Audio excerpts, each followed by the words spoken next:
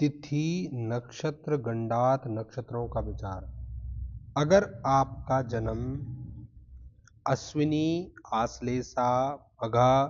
ज्येष्ठा, मूल और रेवती नक्षत्र में हुआ है तो आपका जन्म मूल में हुआ है, और मूल में जन्म होने से उसकी शांति करवानी पड़ती है।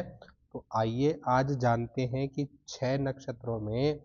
किन नक्षत्र में क्या मूल की शांति न कराने के कारण क्या क्या कुछ हो सकता है, आइए समझते हैं।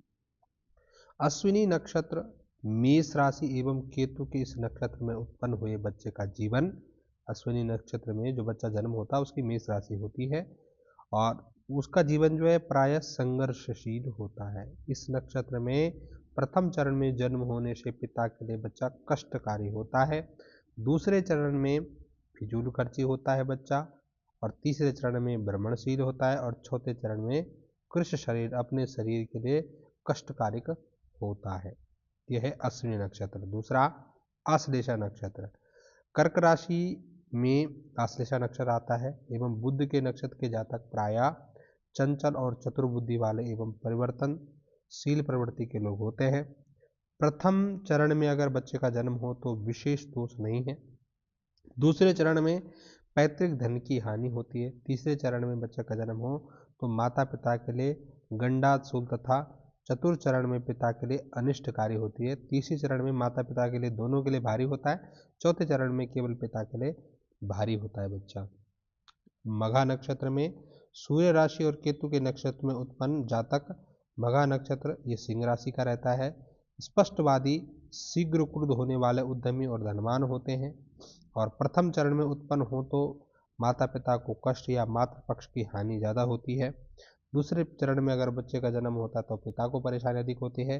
तीसरे चरण में जन्म हो तो शुभ फलदायक होता है, और चतुर्थ चरण में जन्म हो तो विद्या धनादि के लिए बच्चा का मघा नक्षत्र बहुत ही शुभ होता है।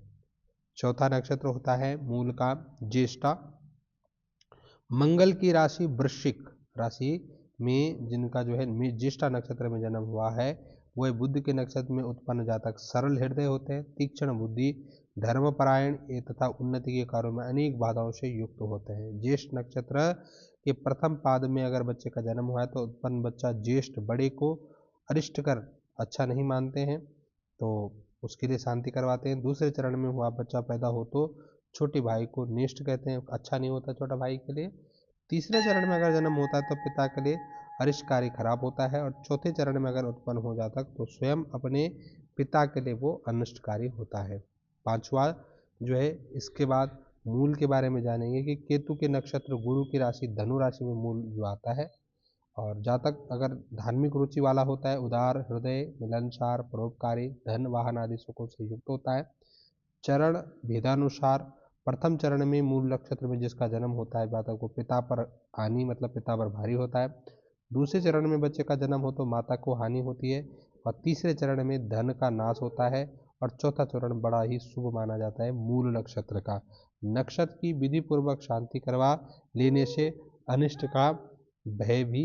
नहीं रहता है, तो इसलिए अनिष्ट का जो है अनिष्टता से बचने के लिए मूल नक्षत्र की शांति की जाती है। छठा नक्षत्र है रेवती नक्षत्र, बुध के नक्षत्र और गुरु की राशि मीन में उत्पन्न जातक सर्वप्रिय विद्यमान होता है,